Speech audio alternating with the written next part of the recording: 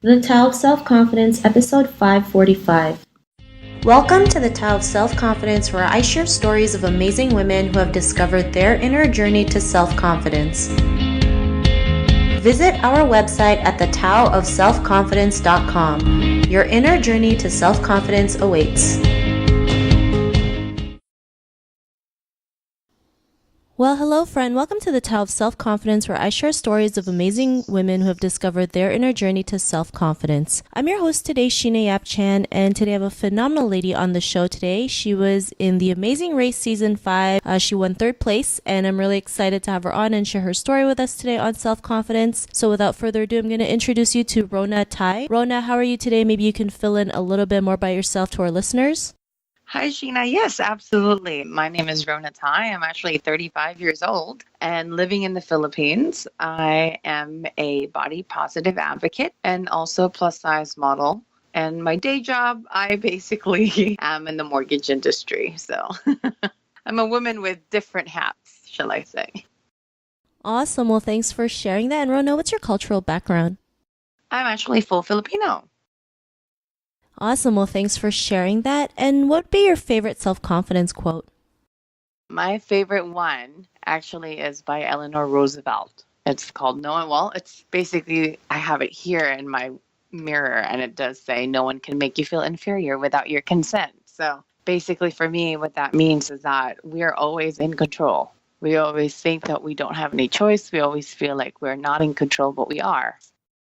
Thanks for sharing that great quote. And in your own words, how do you define self-confidence?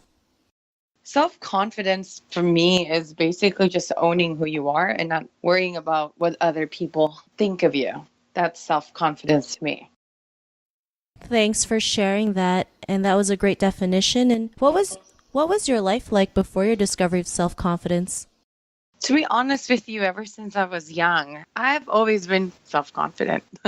I have great parents that have instilled in me that the physical appearance is, it's our talents and our smarts and our hearts are far more bigger and better than what our looks are. The looks, it's just how you want to wrap it, but a lot of times it doesn't really define who you are. So, and through my self-discovery, it all started in high school when I would think that I tried to be like the muse, because in class in the Philippines, usually they would have class officers. And so I didn't want to be the president.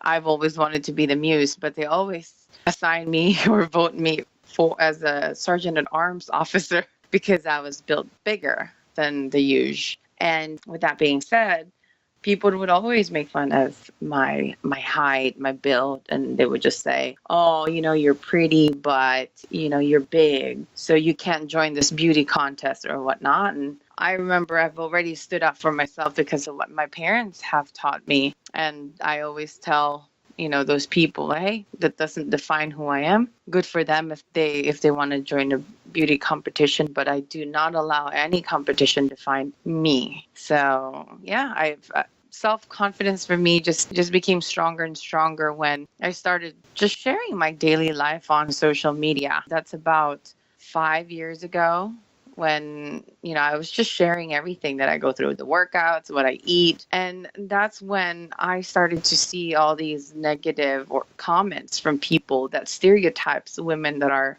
bigger than the usual build, if there's such a thing. And so I found a lot of negative comments, but a lot more positive as well. And that basically gave me the strength to continue what I'm doing, and not knowing that I'm actually inspiring other women, giving them that hope and trying to break the stereotype that, hey, the big women can't do anything. And that's one of the reasons why I encouraged my husband and I to join the Amazing Race Asia, is because I wanted to break the stereotype that, oh, big people or big women, they're lazy, they can't run, all they're going to do is eat, but hey, guess what? We finished 3rd place out of 11 teams. So, that for me, yeah, it started very early, but it has liberated me from the shackles of putting myself in the box And, like, this is what I have to be. This is what I should say. This is what I should do. This is what I should wear, like just moo-moos, So I guess it's very liberating when you do that, and you tend to look at yourself even better. Like you notice how beautiful your eyes are, or how you notice a lot more beautiful things in yourself once you let go of the stereotypical beauty image that the society has been telling us.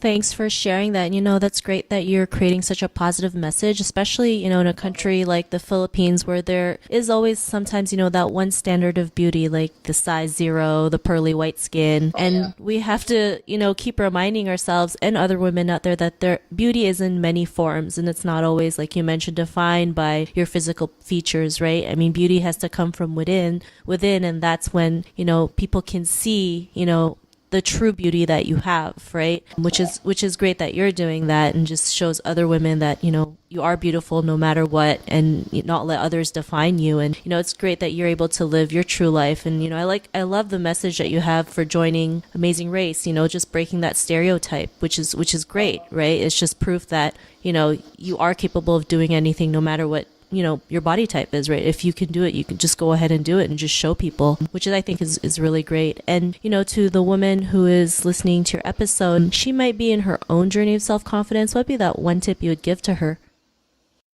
Be patient with yourself. That's always my tip.